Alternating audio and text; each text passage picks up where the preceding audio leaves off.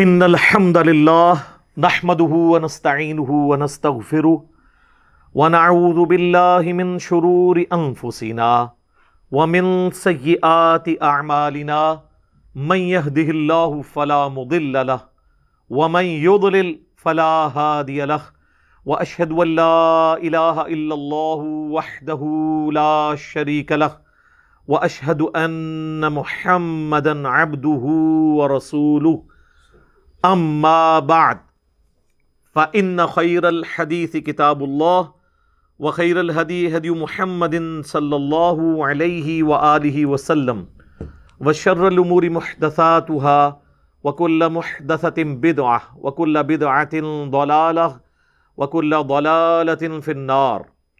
اعوذ باللہ السمیع العلیم من الشیطان الرجیم من ہمزہ ونفخہ ونفثہ۔ بسم اللہ الرحمن الرحیم۔ رب اشرح لی صدری ویسر لی امری واحلل عقدۃ من لسانی یفقہوا قولی۔ بسم اللہ الرحمن الرحیم۔ ان اللہ وملائکتہ یصلون علی النبی یا ایہا الذین آمنوا صلوا علیہ وسلموا تسلیما۔ اللہم صلی علی محمد وعلی آل محمد کما صلیت علی ابراہیم وعلی آل ابراہیم انک حمید مجید۔ اللہم بارک علی محمد وعلی آل محمد کما بارکت علی ابراہیم وعلی آل ابراہیم انک حمید مجید۔ اللہم ربنا آتنا فی الدنیا حسنة وفی الآخرة حسنة وقنا عذاب النار۔ ربنا آتنا من لدنک رحمة وہیئ لنا من امرنا رشدا۔ لا الہ الا انت سبحانک انی کنت من الظالمین۔ حسبنا اللہ ونعم الوکیل۔ یا حی یا قیوم برحمتک استغیث ولا حول ولا قوة الا باللہ العلی العظیم آمین۔ اعوذ باللہ من الشیطان الرجیم۔ بسم اللہ الرحمن الرحیم۔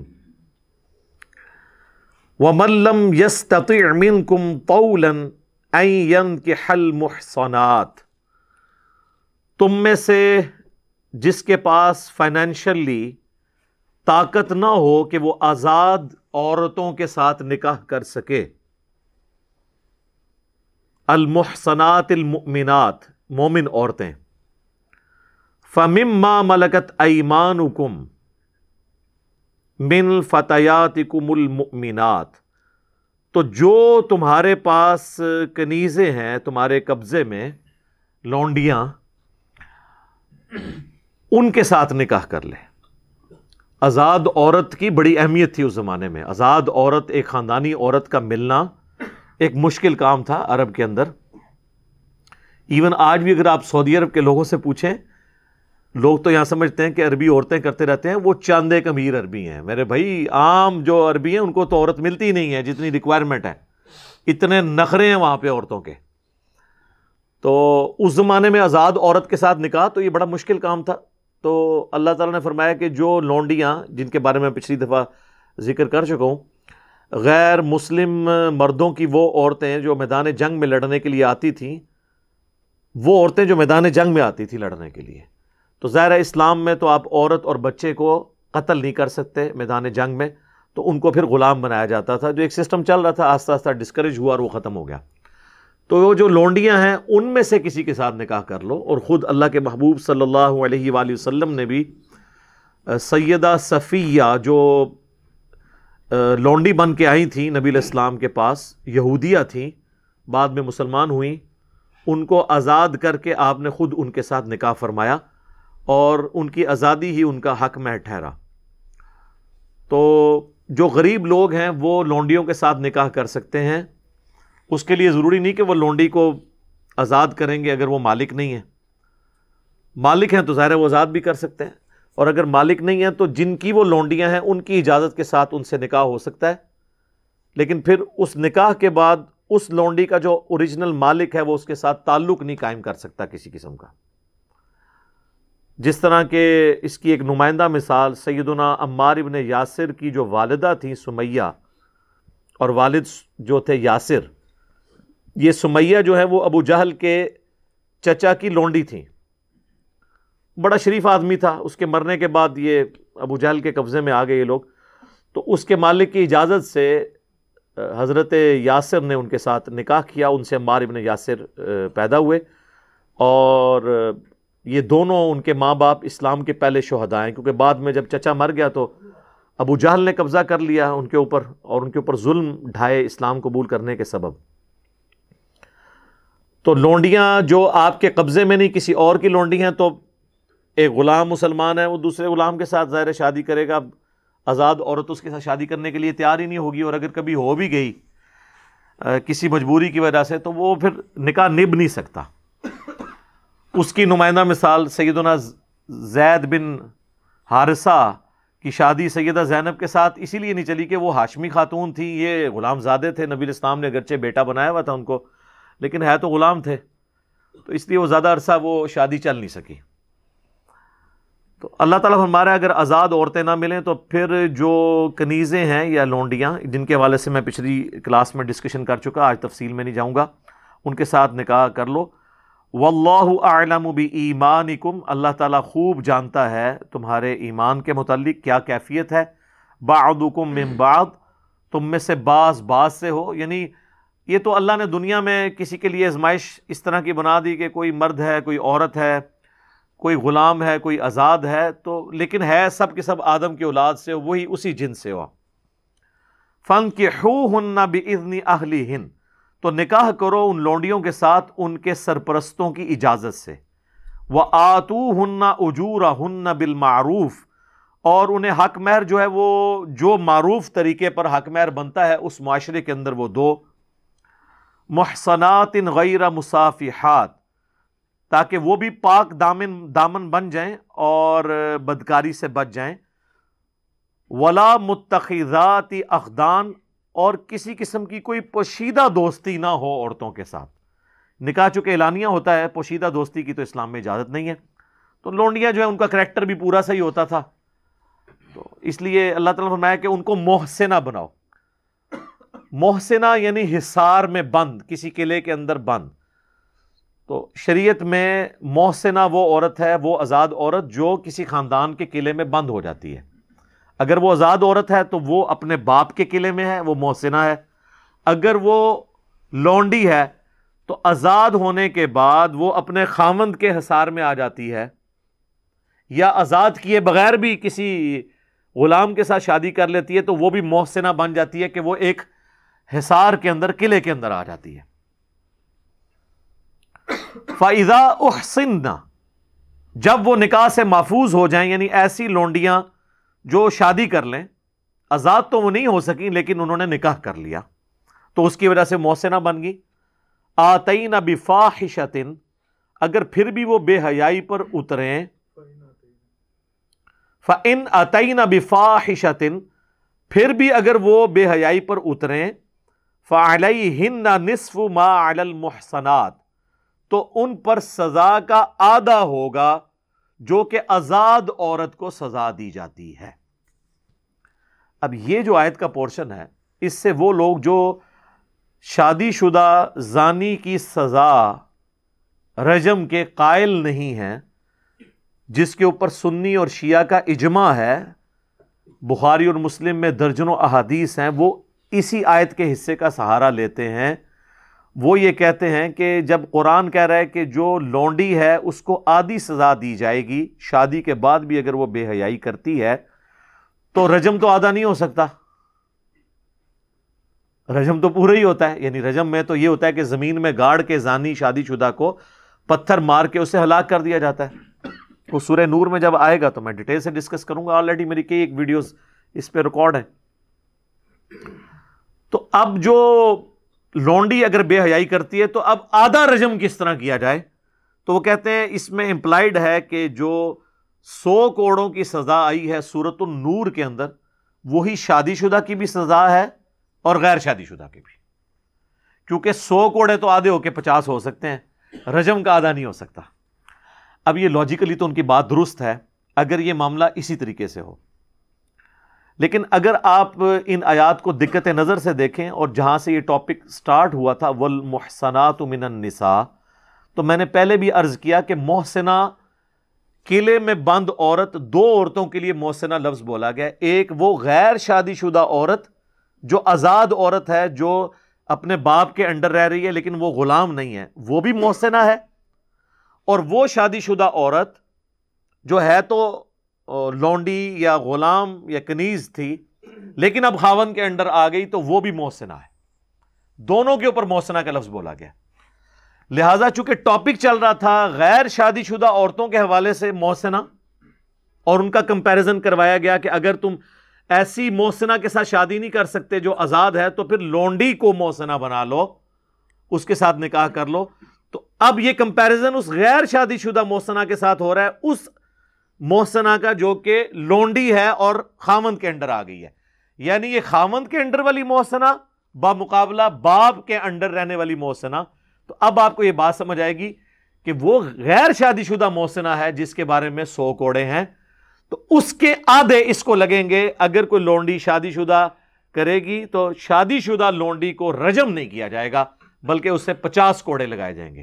اور اس وسوسے کا جواب جو غامدی صاحب کی طرف سے اٹھایا جاتا ہے یا امین احسن اصلاحی صاحب کی طرف سے کہ جی آدھا تو رجم ہو نہیں سکتا، تو یہ رجم کا تو اس میں تعلق ہی نہیں ہے، اس میں تو اس محسنہ سے کمپیئر کروایا جا رہا ہے جو غیر شادی شدہ محسنہ ہے۔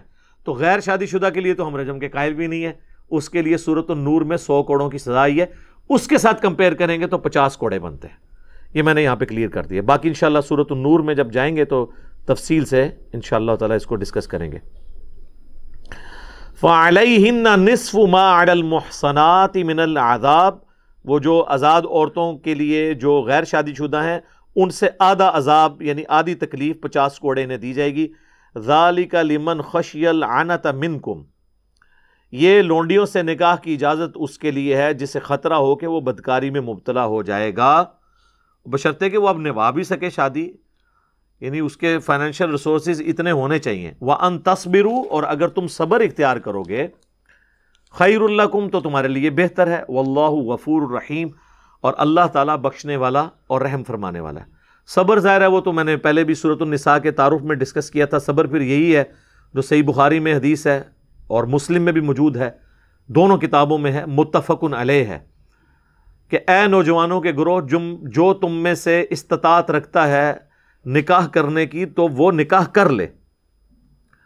نکاح کرنا نگاہوں کو نیچا رکھتا ہے اور شرمگاہ کی حفاظت کا ذریعہ ہے، اور جو تم میں نکاح کرنے کی استطاعت نہ رکھتا ہو یعنی فائنینشیل استطاعت، تو وہ روزے رکھے اور اس کے ذریعے اپنے اس معاملے کو ایڈریس کرے، سیکس والے جو جذبے کو ایڈریس کرنے کے لیے وہ روزے رکھے۔ یرید اللہ لیبین لکم، اللہ تعالیٰ چاہتا ہے کہ شریعت کے احکام کھول کھول کر تم سے بیان کرے۔ وَيَهْدِيَكُمْ سُنَنَ الَّذِينَ مِن قَبْلِكُمْ، اور تمہیں اس راستے پر چلائے جو تم سے پہلے کامیاب لوگوں کا راستہ ہے، ان لوگوں کے راستے پر، ان کی راہوں پر۔ وَيَتُوبَ عَلَيْكُمْ، اور تم پر اپنی رحمت کے ساتھ متوجہ ہو۔ وَاللَّهُ عَلِيمٌ حَكِيمٌ، اور اللہ تعالیٰ علم والا ہے، حکمت والا ہے۔ یعنی اللہ نے اپنے علم اور حکمت کے ساتھ یہ شریعت کی پابندیاں لگائی ہیں، اور ان کا مقصد یہ ہے کہ تمہیں بھی اچھے لوگوں کے راستے کے اوپر چلایا جائے۔ یعنی جو بے حیائی والا ایشو ہے یہ بہت کریٹیکل ایشو ہے، اسی لیے آپ دیکھیں قرآن میں، سنت میں اس معاملے کے اوپر بہت سخت گائیڈ لائنز ہیں۔ اسلام کے جو پردے کے اور سیکس ڈسپلن کے احکامات ہیں وہ بہت سخت ہیں۔ واللہ یرید ان یتوب علیکم، اور اللہ تو چاہتا ہے کہ تم پر رحمت فرمائے، رحمت کے ساتھ متوجہ ہو تمہاری طرف۔ وَيُرِيدُ الَّذِينَ يَتَّبِعُونَ الشَّهَوَاتِ، اور جو لوگ خواہشات نفسانی کی پیروی کرنے والے ہیں ان کی تو خواہش یہ ہے ان تمیلوا میلا عظیما، کہ تم بھی حق سے بالکل منہ موڑ لو اور ان کے راستے کے اوپر آ جاؤ، یعنی جو بے حیائی کا پرچار کرنے والے لوگ ہیں۔ آج کے ماڈرن دور میں جو بالکل سیکولر ہو چکے ہیں، مسلمانوں میں ہو چاہے کرسچنز کے اندر، وہ شریعت کو اپنے لیے لعنت سمجھتے ہیں. وہ کہتے ہیں پابندی انسان یعنی گلٹ کا شکار ہو جاتا ہے. اب جتنے اس قسم کے جو اسلام چھوڑ گئے ہوئے ہیں یا ایتھیسٹ ہو گئے ہوئے ہیں, عیسائیت کو چھوڑ کے ہو گئے ہوئے ہیں, آپ اگر ان کی ویڈیوز دیکھیں تو وہ بار بار یہی روتے ہیں کہ ہم ہر وقت اسی چکر میں پڑے رہتے ہیں کہ کون سی چیز جائز ہے کون سی ناجائز ہے. اس کی وجہ سے ہم سائیکو پرابلم ہو گیا ہے ہمارے ساتھ.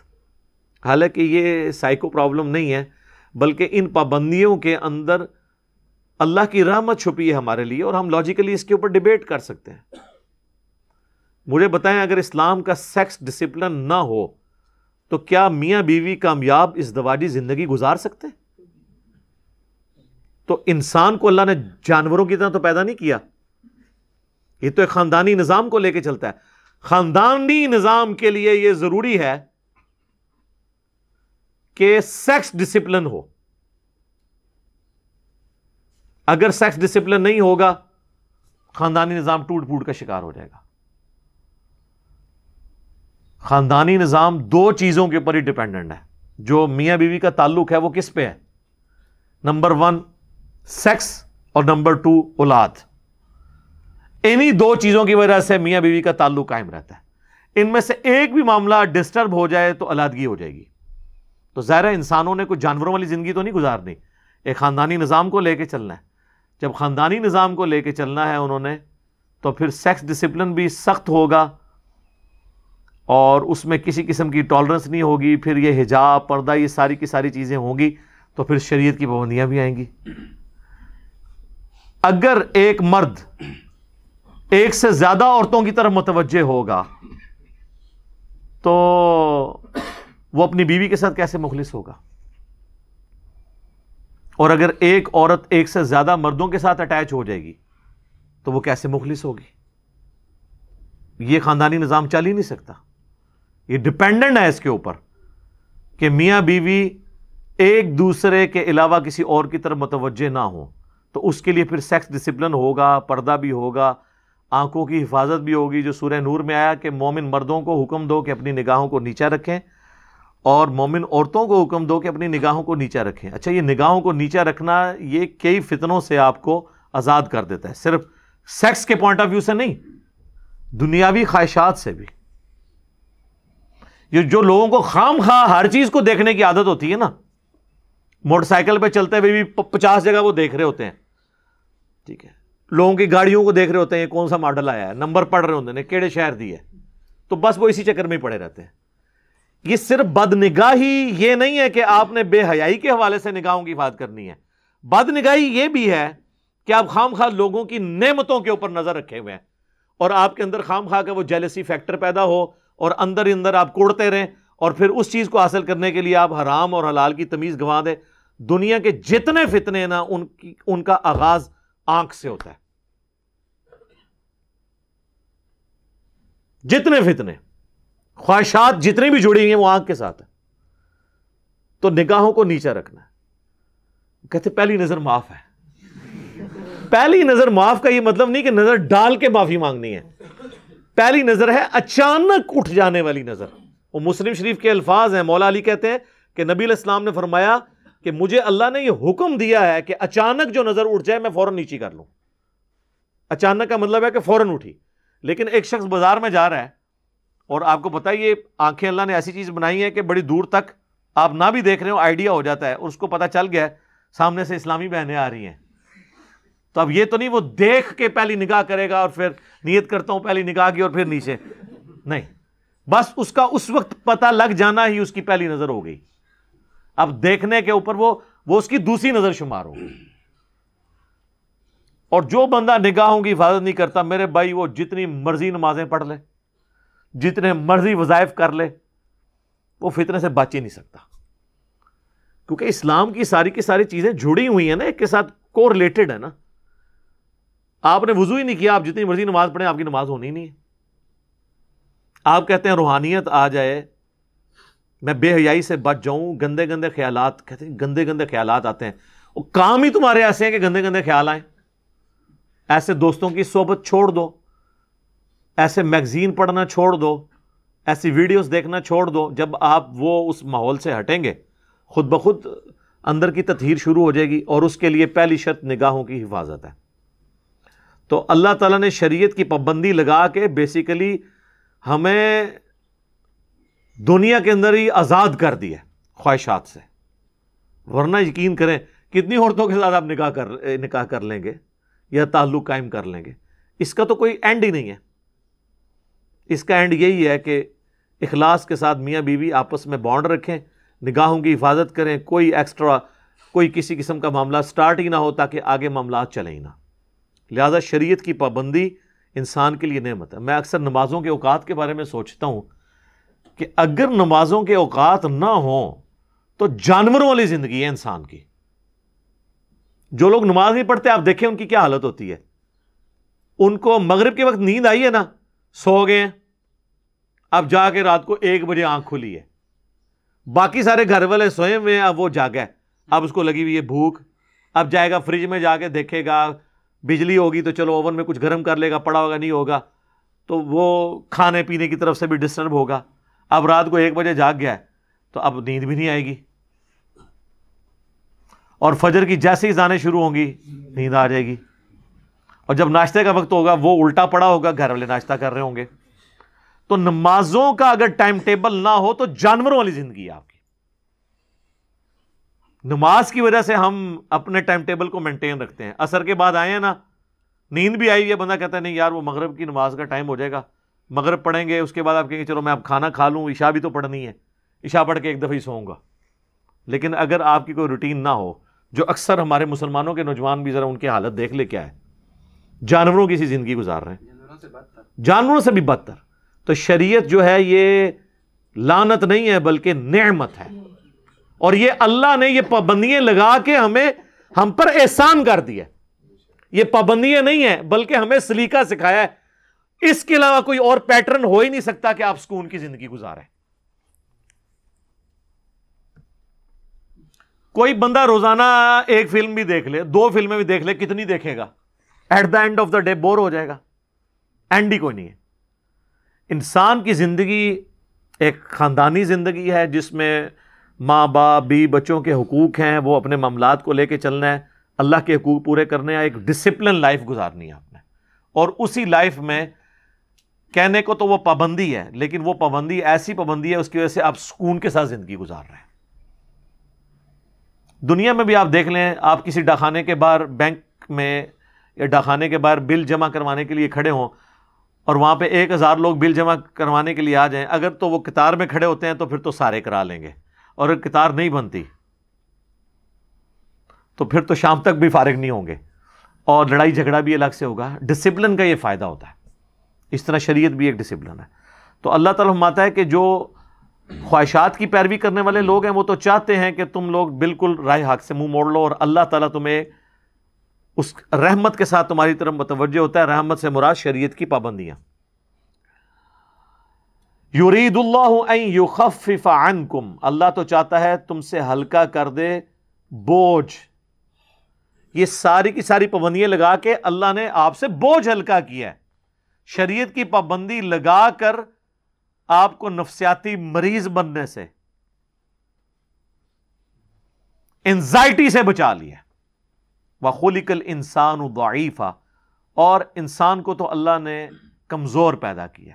یہ حقیقت بات ہے، انسان کے پاس صرف ایک چیز ہے جو اس کو سب پہ بھاری کر دیتی، وہ عقل ہے۔ باقی ہماری جتنی کیپیبلٹیز ہیں نا وہ جانوروں سے بہت کم ہے۔ ہاتھی جو ہے نا وہ زمین پہ پاؤں مار کے نا 40 کلومیٹر دور تک نا کمیونیکیشن کر لیتا ہے دوسرے ہاتھی کے ساتھ، 40 کلومیٹر۔ کتے کی سونگنے کی حساب دیکھ لیں، عقاب کتنے کلومیٹرز اوپر سے اپنا شکار نیچے دیکھ لیتا ہے۔ تو آپ جانوروں کو ذرا کنسیڈر کرنا شروع کریں، بندہ پریشان ہو جاتا ہے۔ یہ جو سرخاب آتے ہیں رشیا سے، جب وہاں پہ زیادہ ٹھنڈ پڑتی ہے تو وہ ہمارے سب کانٹیننٹ میں آتے ہیں، 5000 کلومیٹر ایٹ لیسٹ سفر کر کے آتے ہیں ہر سال، اور وہ ہوا میں ہی سفر کرتے بھی سوتے بھی ہیں اور اسی دوران اڑتے رہتے ہیں، اور ان کو یہ بھی پتا ہے کہ ہم نے ویوز جو یعنی ایئر کے جو مختلف لیئرز ہیں، کس لیئر میں اڑنا ہے کہ ہم آسانی کے ساتھ یہاں پہنچ جائیں. وہ میرے بھائی کے ایک دوست ہیں، تو وہ سرخاب کا شکار کر کے نا تو گھر میں ایک دفعہ سرخاب دینے کے لیے آئے، تو مجھے کہنے لگے علی بھائی یہ پر دیکھیں، یہ وہ پر ہیں جو بوئنگ اور ایئر بس کا کوئی جہاز بھی اس طرح کے پر نہیں رکھتا جو اللہ نے اس کو پر دیے ہیں. فیولنگ کی بھی ضرورت نہیں سر، بس وہ وہاں سے چلتے ہیں اور یہاں وہ سوتے بھی ہیں، کھانے پینے کی بھی کوئی حاجت نہیں ان کو، یہاں پہ پہنچ جاتے ہیں اور پھر جب موسم دوبارہ نارمل ہوتا ہے وہ واپس چلے جاتے ہیں. تو جانوروں کو آپ کسی بھی جانور کی اگر خوبیاں گننی شروع کریں تو بندہ حیران رہ جاتا ہے. اچھا یہ جانور بھی تو بیمار ہوتے ہیں، ان کو بھی زخم ہوتے ہیں، ٹھیک ہو جاتے ہیں، اور کپڑے اللہ نے ایسے دیے ہیں ان کو کہ بدلنے کی بھی ضرورت نہیں ہے. ہمیں تو کپڑے دھونے پڑتے ہیں، نئے پہننے پڑتے ہیں. اللہ نے پر دیے ہیں، وہ خود بخود ٹوٹتے ہیں، نئے اگتے ہیں. صفائی والا معاملہ بھی ان کا ہوتا رہتا ہے، ان کو کوئی نلاتا دلاتا نہیں ہے. تو آپ ایک ایک اگر جانوروں کی کوالٹی دیکھیں تو انسان تو آپ کو نظر آئے گا کہ واقعی یہ جو اللہ نے فرمایا میں خلق الانسان ضعیفا، اتنا کمزور ہے انسان کہ آپ انسان کے بچے کو ٹیبل پہ رکھ دینا وہ نیچے گر جائے گا، لیکن آپ بلی کا چھوٹا سا بچہ بھی ٹیبل پہ رکھیں وہ نیچے نہیں گرے گا. اس کی جبلت میں اللہ نے ڈال دیا. یہ جو مرغیوں کے چھوٹے چھوٹے چوزے جب نکلتے ہیں انڈے سے، کس سکول میں جاتے ہیں وہ؟ دانا چگنا سیکھنے کے لیے، پانی پینے کے لیے. اور جب چیل آتی ہے تو وہ اپنے ماں کے پروں کے نیچے آتے ہیں. ان کو کس نے یہ ساری چیزیں سکھا دی ہیں؟ یہ اللہ تعالیٰ نے ان کی جبلت میں، انسٹنکٹ میں ساری خوبیاں ڈال دی ہیں. اور انسان کو صرف ایک چیز ہے، وہ عقل، جس کی وجہ سے اس نے سب کو قابو کیا ہوا ہے. ادروائز انسان کی اپنی جو کیپیبلٹیز ہیں نا وہ جانوروں کے مقابلے پہ بہت کم ہے. انسان بہت کمزور ہے، جانوروں سے ڈر جاتا ہے. لیکن عقل دیکھیں آپ کے، عقل کی وجہ سے اتنے بڑے بڑے ہاتھی، شیر ان کا شکار کر لیتا ہے. اگر ان کے پاس بھی وہی عقل ہو تو زمین پہ انسانوں کو نہ زندہ رہنے دیں. ہاں جی جناب، بس وہ آپ ایک عید قربان پہ صرف ایک ہی بیل ذبح کریں گے، باقی بیل پھر آپ کو ذبح کریں. ان کے سامنے ذبح ہو رہے ہوتے ہیں، پھر اگلا پکڑ کے آپ لاتے ہیں، ذبح کر دیتے ہیں آپ. ورنہ اگر وہ یہ دیکھ لیں کہ یہ اس کا کیا مطلب ہے جو ان کے ساتھ ہو رہا ہے، ہمارے ساتھ بھی ہونا ہے، تو آپ بیل میں جتنی طاقت ہے آپ اس کو گرا سکتے ہیں اگلے بیل کو. انسان اپنی عقل کی وجہ سے چل رہا ہے لیکن ہے کمزور. اب میرے بھائیو اگلی آیت جو ہے نا سورہ النساء کی آیت نمبر 29، یہ بہت کریٹیکل آیت ہے. انسانی تمدن کے اعتبار سے انسان چونکہ ایک خاندانی زندگی کے ساتھ اپنے سارے معاملات کو لے کے چل رہا ہے، ایک معاشرے کو وجود بخشا جاتا ہے خاندانوں کے ذریعے. تو کسی بھی معاشرے کی بقا دو چیزوں کے اوپر ہے. نمبر 1 احترام جان اور نمبر 2 احترام مال. جس معاشرے کے اندر جان اور مال کی حفاظت نہیں ہوگی وہ بدترین معاشرہ ہوگا. بخاری اور مسلم دونوں میں جو حدیث ہے نبی علیہ السلام کے آخری خطبات میں سے ایک یوم النحر کا خطبہ ہے جو آپ نے 10 ذوالحجہ 10 ہجری کو منا کے میدان میں دیا. ایک وہ ہے جو عرفات کے میدان میں دیا تھا، ایک منا کے میدان میں دیا ہے جو بخاری اور مسلم دونوں میں ہے. وہ آپ نے اکثر سنا ہوگا کہ نبی علیہ السلام نے صحابہ سے پوچھا آج کون سا دن ہے، تو انہوں نے کہا اللہ اور اس کا رسول بہتر جانتے ہیں. پوچھا یہ کون سا مہینہ ہے، تو انہوں نے کہا اللہ اور اس کا رسول بہتر جانتے ہیں. یہ کون سا شہر ہے، تو انہوں نے کہا اللہ اور اس کا رسول بہتر جانتے ہیں. عز وجل وصلی اللہ علیہ وآلہ وسلم. صحابہ کہتے ہیں ہمیں پتہ تھا لیکن ہم نے جواب اس لیے نہیں دیا، ہو سکتا ہے نبی علیہ السلام ان ساری چیزوں کے نام چینج کرتے ہیں. تو اس میں کئی اور الفاظ ہیں جو آج ٹاپک نہیں ہے. اس میں ایک لفظ ہے، آپ نے جو ایک جملہ بولا کہ تمہاری جان، تمہاری مال اور عزت ایک دوسرے پہ اسی طریقے سے حرام ہے جس طرح کہ یہ شہر مکہ کی حرمت ہے اور اس جگہ کی حرمت ہے، یعنی شہر مکہ کی، اس مہینے کی اور آج کے اس دن کی، قربانی کے دن کی حرمت ہے نا. جس طرح اللہ کے نزدیک یہ عزت والا ہے اور ذوالحجہ کا مہینہ حرمت والا مہینہ ہے، جو 4 حرمت والے مہینے ہیں ان میں سے، اور شہر مکہ یہ حرمت والی جگہ ہے. جس طرح یہ حرمت والی چیزیں نا، اس طرح ایک دوسرے کی جان، مال، عزت ایک دوسرے مسلمان کے اوپر حرام ہے کہ وہ اس کو نقصان پہنچائے. اور یہ نبی اسلام نے کمپیریزن اس لیے کرایا کہ کعبے کی توہین کو تو لوگ گناہ سمجھیں گے، لیکن کسی دوسرے کے ساتھ زیادتی کرنے کو گناہ نہیں سمجھیں گے۔ تو نبی علیہ السلام نے وہ جو ایک کہتے ہیں نا پرورٹڈ قسم کی مذہبی نیچر ہوتی ہے نا، کہ صرف دین کے ظواہر کو لینا اور اخلاقیات کو چھوڑ دینا، اس کو آپ نے کنڈیم کیا کہ جس طرح تمہارے نزدیک یہ چیز بہت بڑا گناہ ہے کہ کعبے کی بے حرمتی کرو یا حرمت والے مہینے میں لڑائی کرو جو اللہ نے حرام کی ہوئی ہے، اور اس مقدس جگہ کی حرمت کو پامال کرو، یا آج کے اس عید کے دن جو 10 ذوالحجہ کا دن ہے، یوم النحر، قربانی کا دن، اس کی توہین کرو، تو اللہ کے نزدیک تو اسی طریقے سے دوسرے کی جان مال عزت اور آبرو والا معاملہ ہے۔ احترام جان اور احترام مال کس نے سکھایا؟ نبی صلی اللہ علیہ وآلہ وسلم نے۔ تو احترام جان اور احترام مال نہیں ہوگا، معاشرہ قائم نہیں رہے گا۔ اسی کو سپورٹو وہ مولا علی کا قول ہے جو تواتر کے ساتھ امت نے نقل کیا ہے، کہ وہ کہتے ہیں کہ کوئی بھی معاشرہ بغیر مذہب اور دین کے تو چل سکتا ہے، لیکن بغیر انصاف کے نہیں چل سکتا۔ انصاف کیا ہے؟ کہ میری جان اور مال کسی دوسرے انسان سے محفوظ رہے، اور اگر میرے ساتھ کوئی زیادتی کرتا ہے تو جوڈیشری مجھے میرا حق دلائے انصاف کے ساتھ۔ جو ہمارے حکمران صرف باتیں کرتے ہیں، جی عدالتیں آزاد ہوں، حالانکہ عدالتوں کو انہوں نے اپنا غلام بنایا ہوا ہے۔ ہاں، اگر کوئی دلیر قسم کا کوئی جج آ جائے تو پھر انہی سیاسی لیڈروں کو فکر پڑ جاتی ہے اور کہتے ہیں اس کو نوکری سے نکال دو، اس کے خلاف پراپوگنڈا چلاؤ، اس کو، جیسے وہ مولوی گستاخ رسول ڈکلیئر کرتے ہیں نا، تو ہمارے جو پولیٹیشنز ہیں یا ہمارے اداروں کے لوگ وہ دلیر لوگوں کو نا جو ہے نا یہود و نصارہ کا انڈیا کا ایجنٹ ڈکلیئر کرتے ہیں۔ گالی وہی ہے، ذرا شکل دوسری ہے اس کی۔ مولویوں کے پاس گالی یہ تو نہیں ہوگی کہ انڈیا کا ایجنٹ ہے، وہ تو یہ کہیں گے کہ یہ یہود و نصارہ کا ایجنٹ ہے، قادیانیوں کا ایجنٹ ہے، گستاخ رسول ہے، یہ اس قسم کے الفاظ بولیں گے۔ لیکن ہماری سیاسی جماعتیں اور جو اختلاف رکھنے والے ادارے ہیں وہ دوسروں پہ ظاہر ہے یہ الزام تو نہیں لگائیں گے، وہ الزام یہ لگائیں گے کہ اس کی محب الوطنی کے اوپر ہمیں شک ہے، اس کے دشمنوں کے ساتھ روابط ہیں۔ تو جوڈیشری جس معاشرے میں آزاد نہیں ہوگی، یہ آج ہم یورپ اور امریکہ کی تعریفیں کرتے ہیں، حالانکہ وہاں پر کتنی بے دینیت ہے۔ صرف ایک چیز ہے وہاں پہ، انصاف ہے۔ یہ بات کرنا آسان ہے نا، ہمارے ملک میں تو آپ دوسرے فرقے کے بندے کو اجازت نہیں دیتے کہ وہ ترقی کر جائے۔ یورپ اور امریکہ کے اندر انہوں نے نہیں یہ دیکھنا کہ یہ سب کانٹیننٹ کا رہنے والا ہے، یہ چائنا کا رہنے والا ہے یا ہمارا شہری ہے، جو پرفارم کرے گا اوپر جائے۔ کتنے ہمارے سب کانٹیننٹ کے لوگ بلینئر وہاں ہوئے ہیں، اور کوئی ان سے ان کی دولت ہتھیا نہیں سکتا، اغوا برائے تاوان نہیں کر سکتا۔ آپ ذرا امیجن کریں، ادھر یہاں حوصلہ ہے کسی میں؟ یہاں تو کئی ٹی وی چینلز والے ہیں، جب وہ ان کی مرضی کا کام نہیں کرتے تو ان کو فون کر کے کہتے ہیں جناب باز آ جاؤ، نہیں تے تانوں قادیانی ڈکلیئر کرن لگے ہیں سی۔ 2-4 ویڈیو چڑھانیاں نے نا، وہ اپنے آپ پروگرام ہی ڈیلیٹ کر دے گا اپنے۔ یہ ہتھیار کسی کے پاس یورپ اور امریکہ میں ہے کہ آپ کو قادیانی ڈکلیئر کرنے لگے ہیں؟ کر کے دیکھو، اگلے کورٹ میں جائیں گے ہرجانہ بھگتنا پڑے گا آپ کو۔ یہاں کوئی نہیں، سنوائی نہیں کہیں پہ، الزامات جھوٹے لگا دیتے ہیں۔ دیکھیں پولیٹیکل لیڈرز ایک دوسرے کے اوپر کس طرح الزام لگاتے ہیں، کہتے ہیں یہودی ایجنٹ ہے، دوسرا کہہ دیتا ہے کہ جی یہ جناب انڈیا کا ایجنٹ ہے، اور اسی طرح چل رہا ہے۔ تو یہ اللہ سے ڈرنا چاہیے۔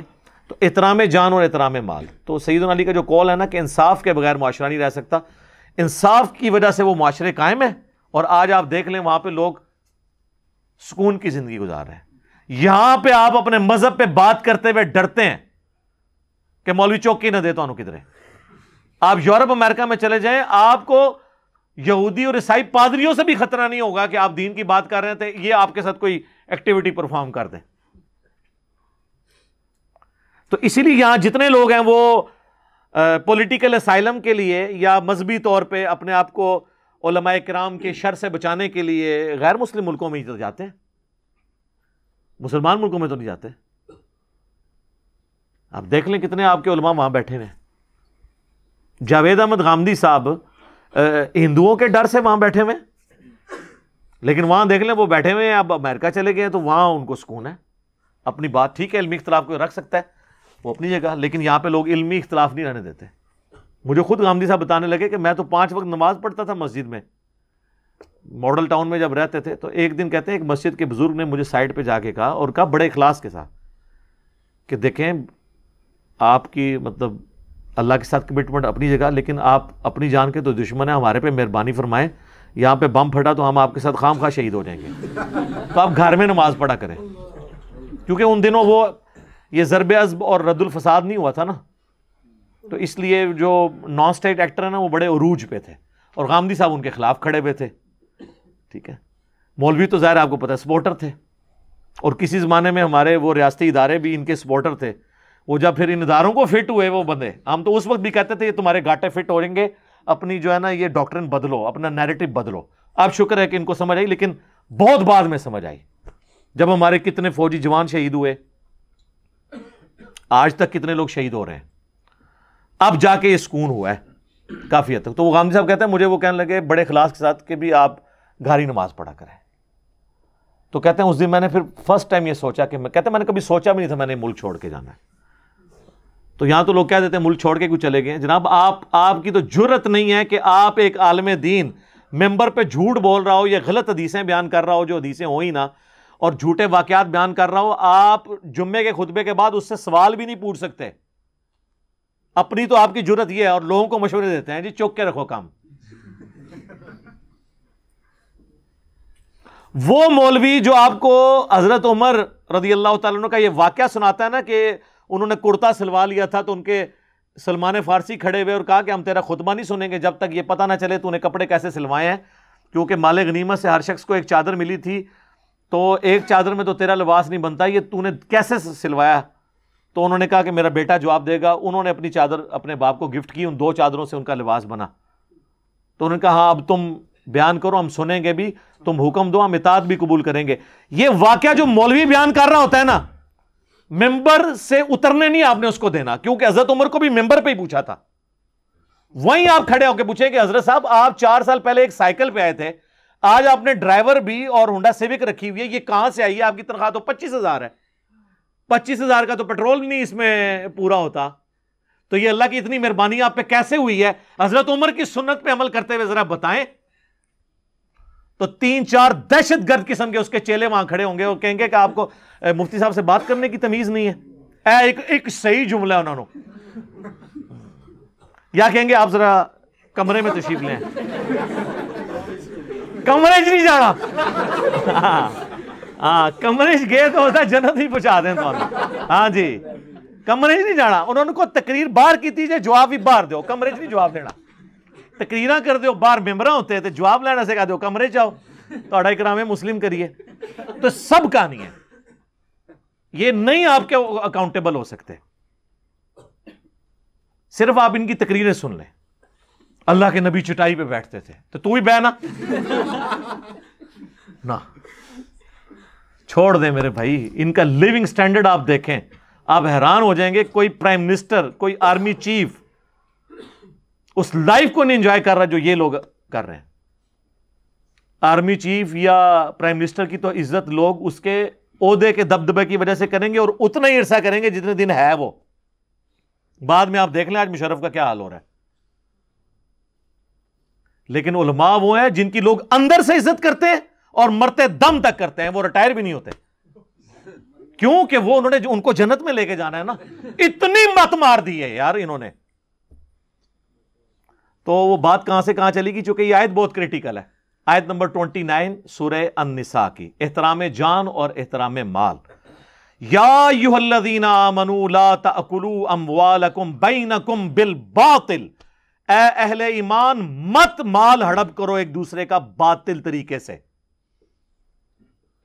الا ان تکونوا تجارۃ عن تراض منکم، ہاں تم مل جل کر کوئی پارٹنرشپ کر کے تجارت کے ذریعے کوئی مال کماتے ہو کہ آدھا وہ پارٹنر ہے آدھا آپ ہیں اور کمائی ہوتی ہے، یا ایک سلیپنگ پارٹنر ہے، محنت دوسرے کی ہے، سرمایہ اس کا تھا تو اب اس کی جو انکم ہے ظاہر ہے اگرچہ آپ کا سرمایہ نہیں تھا لیکن محنت تو آپ کی ہے نا، تو اب اس کے مال سے جو کمائی ہے وہ تو آپ کھا سکتے ہیں، وہ کاروبار ہے مداربہ یا مشارکہ کی شکل میں، ویسے نہیں کسی کا مال ہتھیا سکتے۔ وَلَا تَقْتُلُوا أَنفُسَكُمْ، اور مت اپنے آپ کو قتل کرو. یہاں اپنے آپ سے مراد ہے کہ ایک مسلمان کو مارنا گویا اس نے اپنے آپ کو ہی مارا ہے، اس نے اپنے معاشرے کا قتل کیا ہے، یعنی ایک دوسرے کو قتل مت کرو. ان اللہ کان بکم رحیما، بے شک اللہ تعالی بھی تو تمہارے ساتھ بڑی مہربانی فرمانے والا ہے. جب اللہ تمہاری نافرمانیاں دیکھ کر بھی تمہارا روٹی پانی بند نہیں کر رہا تو تم بھی جو ہے نا انسان بن جاؤ، آدم کے بچے بنو، شیطان کے بچے نہ بنو. شیطان نے اپنی غلطی پہ جسٹیفیکیشن دی تھی اور آدم نے اپنی غلطی پہ معافی مانگی تھی. تو آدم کے بچے بنو. آدمی کون ہوتا ہے؟ جو آدم کی اولاد میں سے ہو. تو اللہ تعالیٰ بھی تو رحم فرمانے والا ہے. تو یہاں پہ احترام جان اور احترام مال آیا ہے. ایک دوسرے کو قتل بھی نہیں کرنا اور ایک دوسرے کا مال بھی ہڑپ نہیں کرنا. تو یہ بڑی کریٹیکل آیت ہے. اس آیت کے کانٹیکسٹ میں ایک حدیث ہے صحیح مسلم کے اندر. اب چونکہ اس آیت کے ساتھ وہ ریلیٹڈ ہے میں اس لیے بیان کر رہا ہوں. صحیح مسلم میں حدیث ہے انٹرنیشنل نمبر کے مطابق 4776، جو ہم نے اپنے کربلا والے ریسرچ پیپر میں بھی ڈالی ہوئی ہے، کہ عبد الرحمن بن عبد رب کعبہ ایک تابعی ہیں.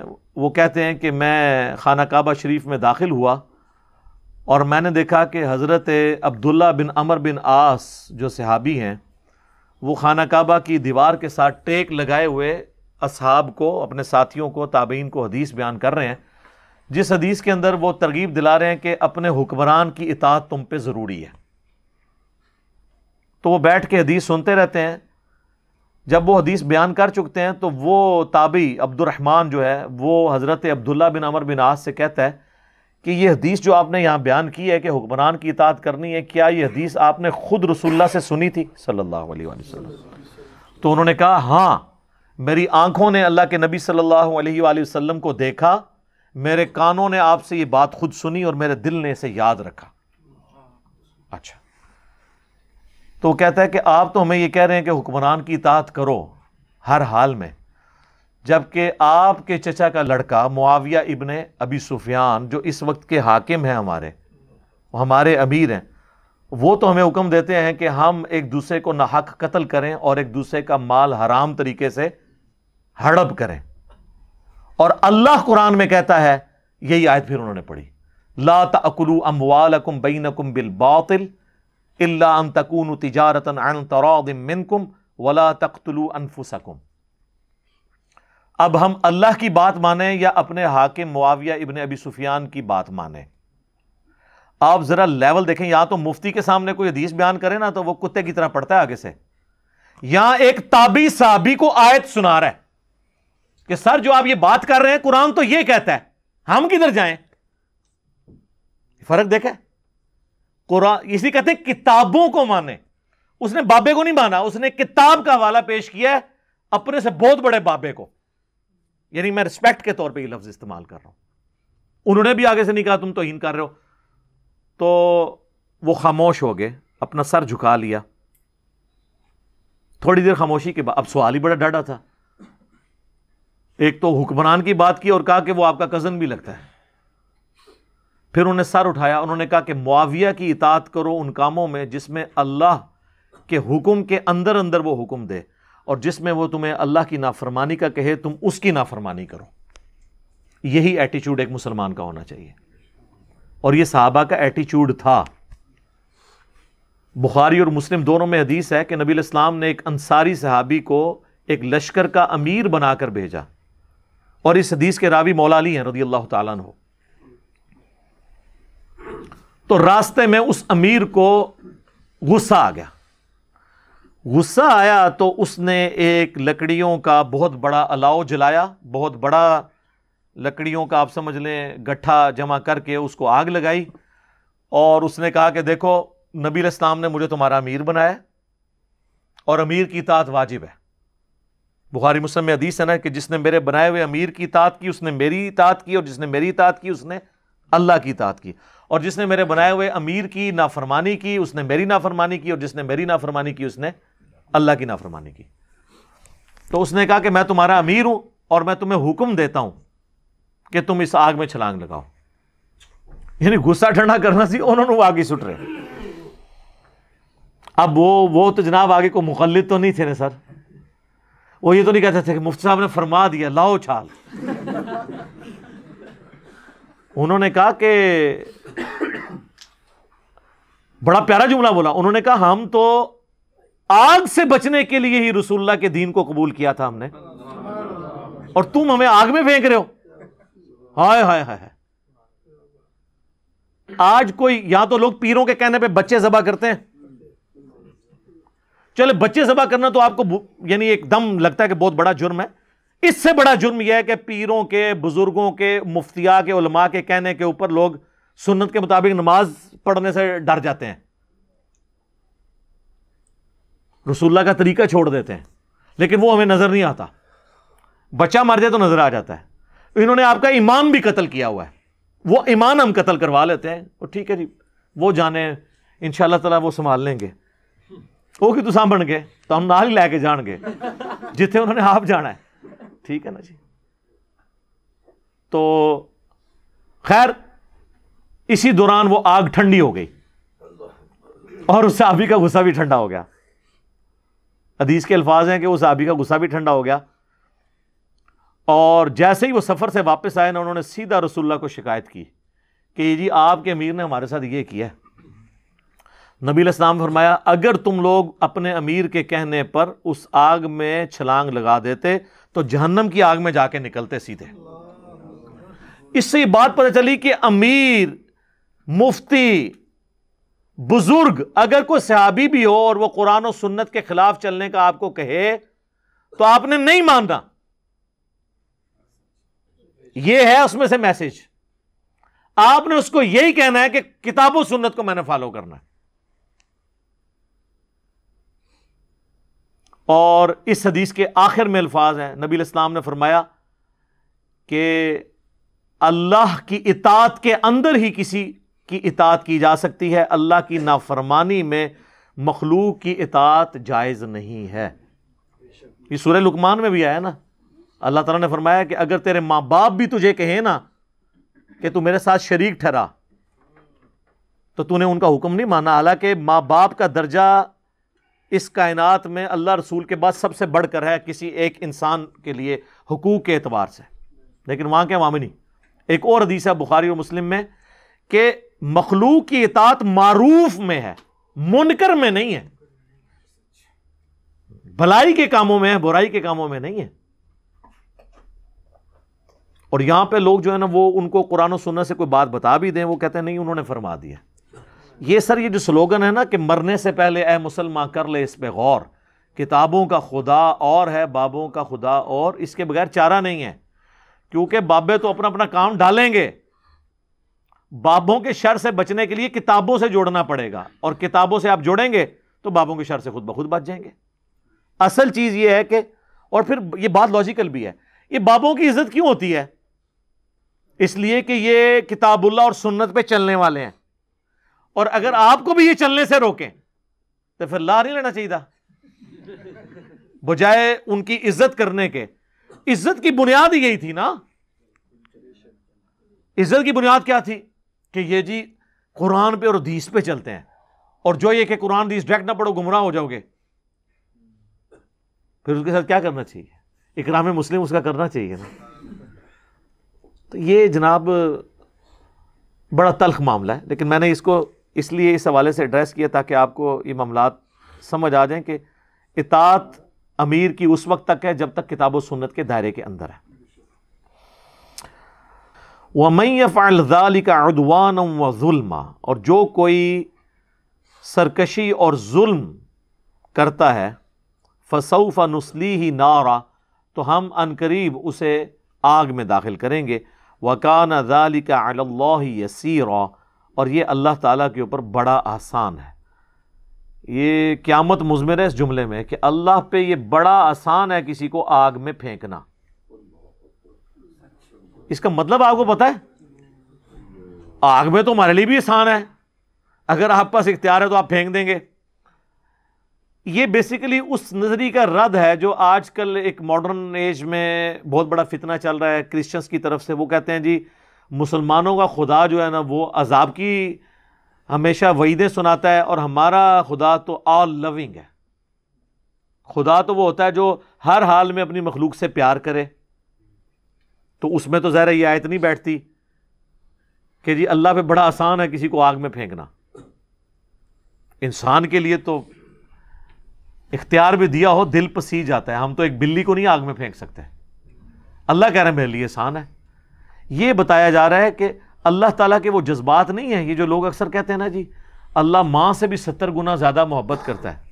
اچھا تو اگلا سوال ہے، کیا ابو جہل سے اللہ تعالیٰ اس کی ماں سے زیادہ محبت کرنے والا ہے؟ ابو لہب سے جو اللہ کے دشمن ہے، اس کے پیغمبر کے دشمن ہے؟ نہیں، یہ ماں سے زیادہ محبت اس کے لیے جو واقعی کردار ویسا اڈاپٹ کرے گا، اور اللہ کے کوئی جذبات نہیں ہیں، یہ مخلوق کے جذبات ہوتے ہیں۔ وہ کہتے ہیں جی میری ماں کو اختیار دیا جائے تو مجھے کبھی دوزخ میں نہ پھینکے، تو اللہ کیسے پھینکے گا؟ اس لیے کہ اللہ ماں نہیں ہے، اللہ بوڑھی نانی اماں نہیں ہے، اللہ کے ویسے جذبات نہیں کہ وہ اپنے جذبات سے مغلوب ہو جائے۔ انسان اپنے جذبات سے مغلوب ہو جاتا ہے، اللہ کے ساتھ یہ کمزوریاں نہیں جڑی ہوئی، اس کے لیے کوئی مشکل نہیں کسی کو جہنم میں پھینکنا، بہت آسان ہے۔ اللہم اجرنا من النار۔ یہ اللہ نے دنیا اس لیے نہیں بنائی ہے کہ لوگ اپنی مرضی کی زندگی یہاں پہ گزاریں، ہاں کوئی گزاریں گے اللہ گزارنے دے گا، لیکن آخرت پھر وہ اللہ کی مرضی کی ہوگی۔ تو یہ اللہ پہ بڑا آسان ہے کسی کو آگ میں پھینکنا، قیامت مزبر ہے اس کے اندر، اللہ تعالیٰ کا یہ معاملہ نہیں۔ اور پھر میں نے ان کرسچنز کو ایک علمی پھکی بھی دی تھی، اگر میں تمہاری لاجک مان لوں گاڈ از آل لونگ، تو یہ بتاؤ کیا تمہیں اختیار دیا جائے کہ تم اپنے دشمن کی بیوی کو موت دے دو جس کے 4 5 6 7 چھوٹے چھوٹے بچے ہوں؟ تمہارا دل پسیجے گا نہیں کہ اپنے دشمن کی بیوی کو قتل کرو اپنے اس دشمن کی دشمنی میں جس کے چھوٹے چھوٹے بچے ہوں؟ ظالم سے ظالم شخص بھی ایک بار ضرور سوچے گا۔ تو اگر خدا آل لونگ ہے ان معنوں میں، تو اللہ تو روزانہ ہزاروں ایسے عورتوں کو موت دیتا ہے جن کے چھوٹے چھوٹے بچے ہوتے ہیں، تو اللہ اپنے جذبات سے مغلوب کیوں نہیں ہو جاتا؟ ان کو چھوڑ دینا، اللہ کو نہیں پتا ستیلی ماں ان کے ساتھ کیا کریں گی، ان کی باقی کی زندگی کیسے گزرے گی؟ تو اللہ جذبات سے مغلوب ہونے والا نہیں ہے۔ یہ دنیا آزمائش کے ساتھ اللہ نے جوڑی ہے، کسی کو دے کے آزمائے گا، کسی سے لے کر آزمائے گا، اور پھر دیکھیں یہ آزمائش اتنی بڑی رکھی ہے کہ جتنے بڑے بڑے لوگ ہیں نا ان کے ساتھ بڑی بڑی آزمائشیں ہیں۔ حسین ابن علی جیسی آزمائش امت میں سے کسی پہ آئی ہے کیا؟ اگر دین پر چلنا، نیک زندگی گزارنا آزمائشوں کو ٹال دیتا تو ان سے ٹال جاتی۔ لہٰذا ہمارے یہ جو وائزین بھی کہہ رہے ہیں نا کہ جی آپ نماز شروع کر دیں، آپ نیکی کے راستے پہ آ جائیں، تو انشاءاللہ بٹی کو بھی آگ لگائیں گے سونا ہو جائے گی، سر اس طرح کوئی نہیں ہوئے گی، وہ جو آپ کا مقدر ہے وہ آپ کو ملنا ہے۔ ہاں آخرت کی میں گارنٹی دیتا ہوں کہ جو آخرت ہے نا وہ آپ کی مرضی کی ہوگی، اگر آپ نے دنیا اللہ کی مرضی کی گزاری۔ دنیا کی کوئی گارنٹی نہیں ہے، کیونکہ دنیا تو ان لوگوں کو نہیں ملی جو ہم سے بہت اچھے تھے، تو آپ کیوں ایسی امید لگائے ہوئے ہیں کہ آپ کو ویسی دنیا مل جائے گی؟ ہاں لیس للانسان الا ما سعی، انسان کے لیے وہ ہے جس کی وہ کوشش کرے، جو ہمارا مقدر ہے وہ تو ہمیں ملنا ہے، لیکن آخرت جو ہے نا وہ آپ کے ہاتھ میں ہے، دنیا کسی کے ہاتھ میں نہیں۔ آپ کوشش کریں، پرائم منسٹر بن بھی سکتے ہیں، عمران خان صاحب کوشش کر کے چلیں پہنچ ہی گئے نا، لیکن تعلق قادری صاحب نہیں بنے، کوشش انہوں نے ان سے زیادہ کی ہے۔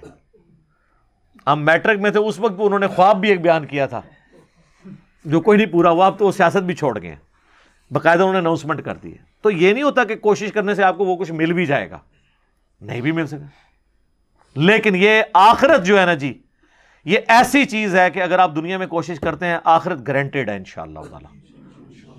ہاں یہ اللہ نے اپنے پیغمبروں، یہ جو اللہ تعالیٰ بار بار کہتا ہے نا میں اپنے وعدے کی خلاف ورزی نہیں کرتا، اس سے مراد آخرت کے وعدے ہیں جو تم سے کیے ہیں نا، جو اوبیڈینٹ رہے گا، پیغمبروں کے ماننے والوں کو، پیغمبروں کی اطاعت کرنے والوں کو جنت، اور پیغمبروں کے نافرمانوں کو جہنم میں پھینکوں گا، یہ اللہ نے اسٹیبلش کرنا ہے. اسی کو میں کہتا ہوں کہ دنیا آپ اللہ کی مرضی کی گزاریں, آخرت آپ کی مرضی کی.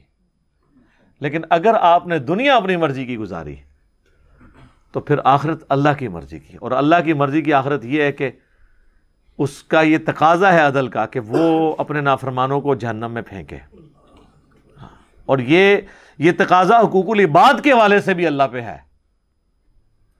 سیدہ سمیہ اور سیدنا یاسر کے ساتھ جو کچھ ابو جہل نے کیا ہے اور جس طریقے سے انہیں قتل کیا ہے, سیدنا یاسر اور سمیہ کو تو جنت میں جانے کا مزہ بھی تب ہی آئے گا جب وہ اسی لیول کا بدلہ ابو جہل سے قیامت والے دن لیں گے. تو مومنین کے دلوں کو ٹھنڈا کرنے کے لیے بھی مجرمین کو سزا دینا ضروری ہے. یہ صرف اللہ کی ریکوائرمنٹ نہیں ہے, اور یہ اللہ ہی ہے جو سزا دے سکتا ہے. ہٹلر نے 60 لاکھ یہودیوں کو, یا بہت محتاط اندازہ لگا لیں تو چلیں 6 لاکھ, یہودی کہتے ہیں 60 لاکھ, باقی لوگ کہتے ہیں نہیں ایگزیجریٹ کے 6 لاکھ تھے. سر 6 لاکھ انسانوں کو بھی 100 فیکٹریاں بنا کے قتل کرنا, انوسنٹ لوگوں کو, صرف اس بنیاد پہ کہ وہ مذہبی ہیں. ہمارا ان سے علمی اختلاف یہودیوں سے اپنی جگہ. یہودیوں کو قتل اس لیے کیا گیا جس طرح آج جو کچھ ہمیں مسلمانوں کو وہاں پہ فیس کرنا پڑ رہا ہے نا کہ یہ مذہبی لوگ ہیں, آرتھوڈاکس ہیں, یہ اس ماڈرن معاشرے میں چل نہیں سکتے. یہودی بھی اس طرح بڑے مذہبی ہیں. ان کو اس وقت اس معاشرے کے لیے خطرہ سمجھا گیا. 100 فیکٹریاں بنائی گئی ان کو قتل کرنے کے لیے. ان کی عورتوں کو انٹر کرتے تھے, ایک طرف سے بال ان کے شیو آف کرتے تھے, ان بالوں سے نازیوں کے قالین بنتے تھے. دوسرے چیمبر میں جا کے انہیں بے ہوش کیا جاتا تھا گیس کے ذریعے.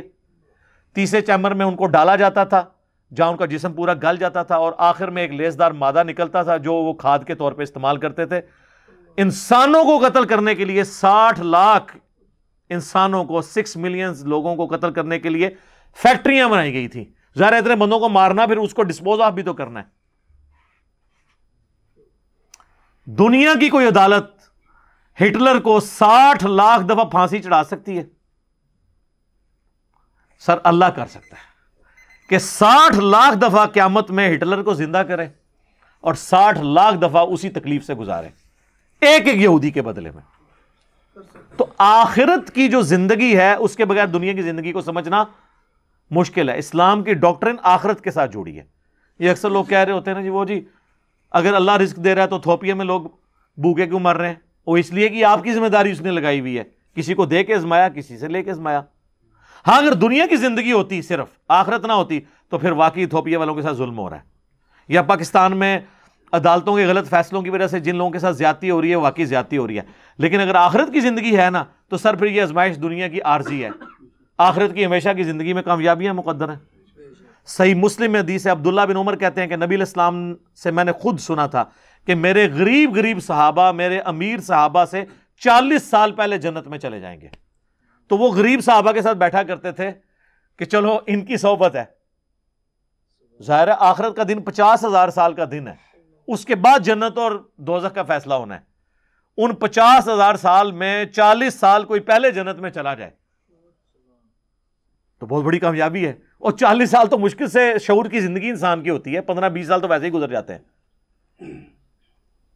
تو آخرت کے ساتھ اگر دنیا کو جوڑ کے سمجھیں گے نا پھر یہ پورا پرفیکٹ ڈاکٹرن ہے جو اللہ نے اپنے پیغمبروں کے ذریعے دی ہے. لیکن اگر آخرت کو آپ ہٹا دیں گے تو پھر آپ ہود بھائی والی باتیں ہی کریں گے اور رچرڈ ڈاکنز والی باتیں ہی کریں گے. تو آخرت کے ساتھ جوڑیں گے پھر اسلام کا ماڈل پرفیکٹ ہوتا ہے. صرف دنیا کی بات کریں گے تو وہ جتنے اعتراضات کیے جاتے ہیں وہ اپنی جگہ بالکل لاجیکل ہیں, لیکن جب آخرت کی ڈاکٹرن سے جوڑیں گے تو بالکل فٹ ان یہی ماڈل بنتا ہے جو اللہ تعالیٰ نے انسانیت کو دیا ہے. اللہ تعالیٰ سے دعا ہے جو حق بات میں نے کہی اللہ تعالیٰ ہمارے دلوں میں راسخ فرمائے. اگر جذبات میں میرے منہ سے کوئی غلط بات نکل گئی تو اللہ تعالیٰ ہمارے دلوں سے معاف کر دے. ہمیں کتاب و سنت کی تعلیمات پر عمل کر کے دوسرے بھائیوں تک پہنچانے کی توفیق عطا فرمائے. سبحانک اللہم و بحمدک اشہد ان لا الہ الا انت استغفرک و اتوب الیک وما علینا الا البلاغ المبین. جزاکم اللہ خیرا.